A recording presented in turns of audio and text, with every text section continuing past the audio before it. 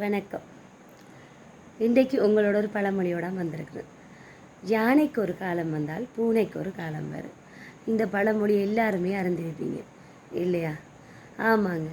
ஆனால் அந்த பழமொழி அப்படி அல்ல. ஆனைக்கு ஒரு காலம் வந்தால் பூனைக்கு ஒரு காலம் வரும் என்று தான் அந்த பழமொழி வந்தது. மருகி மருகி ஆனை என்று வரல, யானை என்று வந்துட்டு நம்ம ஆட்கள் எல்லாருமே யானைக்கு ஒரு காலம் வந்தால் பூனைக்கு ஒரு காலம் வரும். அவங்க எடுத்துக்கொள்கிற விதம் என்ன? யானைக்கு ஒரு காலம்னு சொல்லக்குள்ள பலமான ஒரு யானைக்கே ஒரு காலம் வரக்குள்ள அதை விட பலம் இல்லாத ஒரு பூனைக்கும் ஒரு காலம் வரும்.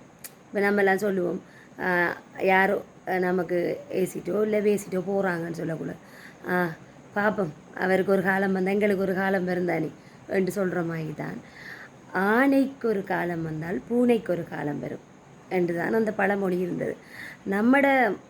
நம்மட வழக்கில் அது மருகி மருகி யானைக்கு பூனைக்கு என்று மருகிட்டு. உண்மையிலேயே அப்படி அல்ல. அந்த பழமொழி ஒரு மருத்துவ குணம் உடையது. அந்த மருத்துவமானது நம்ம ஓடி ஆடி உழைச்சி அந்த அந்த ஓடி ஆடி இருக்கும்போதே நம்ம நிறைய நெய் விட்டு என்றா பசுவோட நெய்யை விட்டு நம்ம நிறைய சாப்பிட்டு கொண்டிருப்போம். அந்த காலத்தில் நமக்கு உடம்பேலும், அதனால் நம்ம அதை சாப்பிட்டு இருப்போம்.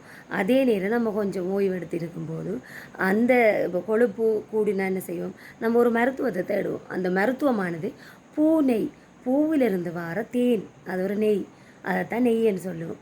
அந்த தேனை தான் நம்ம என்ன செய்கிறோம், பூநெய் என்று சொல்கிறோம். அப்போ அந்த பூனை அந்த தேனை நம்ம அருந்தும்போது நமக்கு அந்த நம்ம முதல் சாப்பிட்ட அந்த நெய்க்கும் பசுவோட நெய்யுக்கும் இந்த பூவோட தேனுக்கும் நமக்கு ஒரு மருத்துவ குணத்தை தரும் என்றது தான் அந்த பழமொழி.